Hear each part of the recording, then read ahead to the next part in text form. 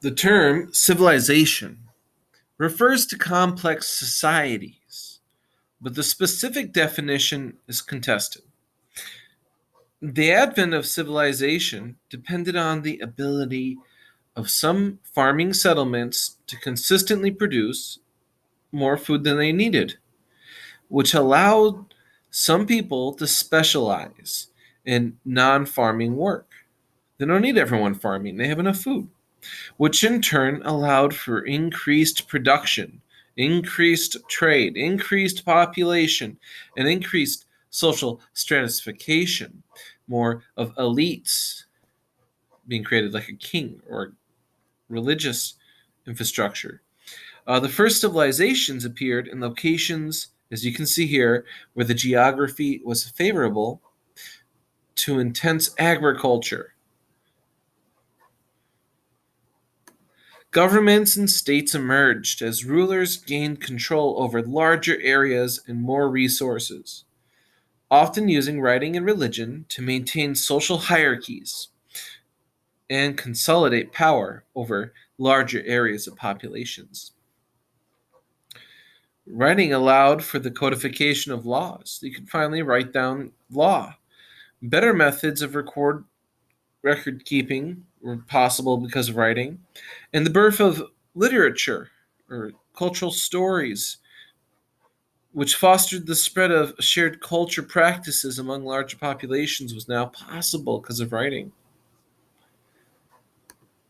So, civilization is a complex society. Today, almost every city has a supermarket with a wide variety of available foods. We take for granted the fact that people have different types of jobs and that governments exist. But reliable food sources, specialized work, and governments did not exist for most of human history. They're the products of historical processes that began with the first civilizations several thousand years ago. So I asked, what is a civilization? It's contested how to define it. Well, a civilization is a complex society that creates farming surpluses, allowing for specialized labor. They have a social hierarchy. Someone's in charge. And the establishment of cities. Developments such as writing, complex religious systems, monumental architecture, centralized political power have been suggested as identifying markers of civilization as well. When we see these changes occur, we should stop and ask, people institute these practices because they were beneficial, or were they forced on them? Historians debate this very question, trying to determine whether civilization was a bottom up or a top down development. Most likely, it was a bit of both. Some people think civilization is an advanced stage in the progression of human cultural evolution. But when historians and anthropologists use the term civilization, they mean a society has many different interconnected parts. It's complicated. So, rather than thinking about different forms of social organization as completely separate models, it's helpful to think in terms of a spectrum of complexity, as you can see here. On one end, we have hunter forager societies, which have little complexity. And on the other end of the spectrum, we have civilizations, which are highly complex. In between lie a wide variety of social structures of varying types of levels of complexity. So let's talk about these first civilizations. The first civilizations appeared in major river valleys by the water, where floodplains contained rich soil and the rivers provided irrigation for crops and a means of transportation. Foundational civilizations developed urbanization, city building, and complexity without outside influence. They did it on their own and without building on a pre existing civilization. Though they did not all develop simultaneously. That means at the same time. So if you look at the map here, we can see many foundational civilizations. They're the first to start their culture. They don't borrow anything from anyone else. It's completely original. Many later civilizations either borrowed elements of, built on, or incorporated through conquest other civilizations. Because foundational civilizations arose independently, they are particularly useful to historians and archaeologists who want to understand how civilization first develops. So the map you see here shows probable areas of independent development of farming. In the green, the possible routes of diffusion. Note that while there is much overlap between these regions and the locations of first civilizations, some areas, like the Indus Valley in the northwest India, appear to have developed farming after the practice spread to the region.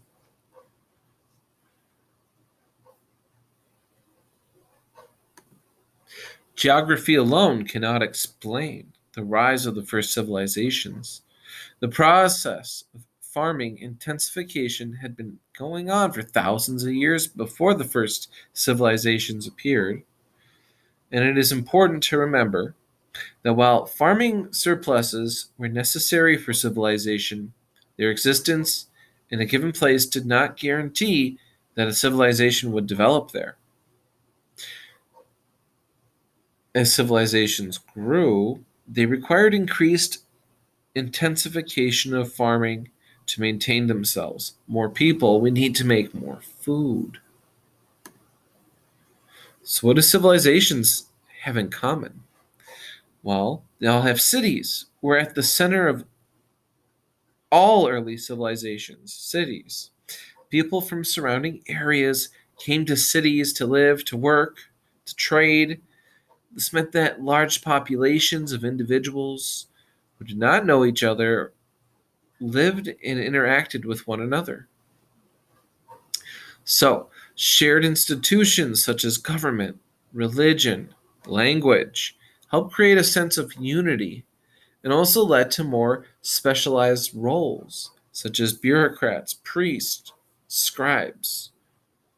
Cities concentrated political, religious, social institutions that were previously spread across many smaller, separate communities, which contributed to the development of states. A state is an organized community that lives under a single political structure. A present day country is a state in this sense, for example. Many civilizations either grew alongside a state or included several states. The political structures that states provided were an important factor in the rise of civilizations because they made it possible to mobilize large amounts of resources and work and labor, and also tied larger communities together by connecting them under a common political system. They're all under the same king or emperor. They all follow the same god. These kind of cultural things the civilizations need. Early civilizations were often unified by religion, a system of beliefs and behaviors that deal with the meaning of existence. As more and more people shared the same set of beliefs and practices, people who did not know each other could find common ground and build mutual trust and respect. It was typical for politics and religion to be strongly connected. In some cases, political leaders also acted as religious leaders. The king is God.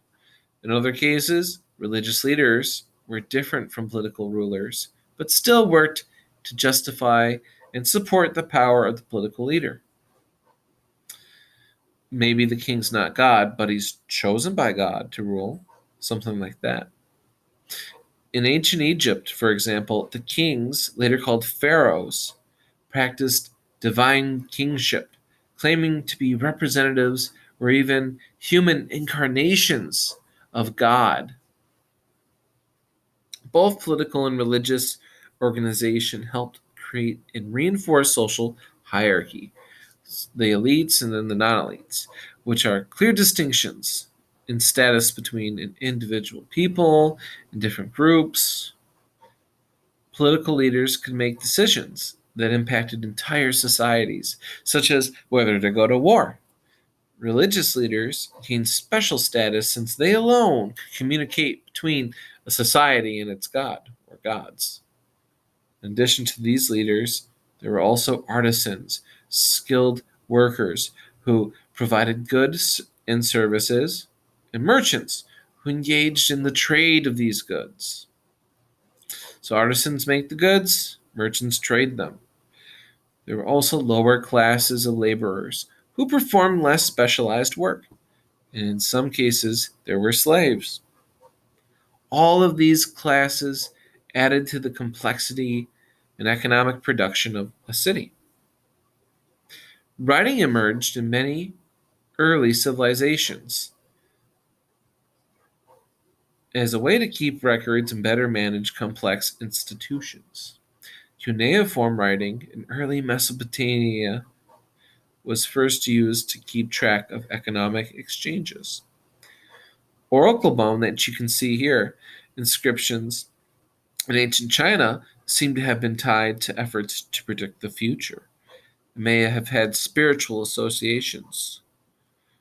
Kuei-pu, or knotted strings, were used to keep records and perform calculations. Here's a picture of those strings. This appears in South America. In all the places where writing developed, no matter its form or purpose, literacy, or the ability to read and write, was limited to just small groups of highly educated elites, such as scribes and priests, or the king. So very few could use this writing. Writing offered new methods for maintaining law and order as well. The first legal codes, or written collections of laws, were the Code of Namu from Sumer, written around 2100 BC. And one of the most famous collections of laws was the Code of Hammurabi from the Empire of Babylon, written around 1700 BC. The benefit of written laws was that they created consistency in legal systems. They made them fair. This shift toward writing down more information might not seem like a significant development, especially since most people were unable to read or write. However, having consistent shared records, laws, and literature helped to strengthen ties between increasingly large groups. Another notable feature of many civilizations was monumental architecture, the pyramids. This type of architecture was often created for political reasons, religious purposes, or for the public good. The pyramids of Egypt, for example, were monuments to deceased rulers. The ziggurats of Mesopotamia and the pyramids of early American societies were platforms for temples. They served religious purpose. Defensive walls and sewer systems provided defense and sanitation. Although a few examples of monumental architecture from pre farming societies do exist, the greater organization and resources that came with the civilization made it much easier to build larger structures. There were many features that early civilizations had in common. Most civilizations developed from farming communities that provided enough food to support cities, lots of people. Cities intensified social hierarchies based on gender, based on wealth, and division of labor. Some developed powerful states and armies, which can only be maintained through taxation.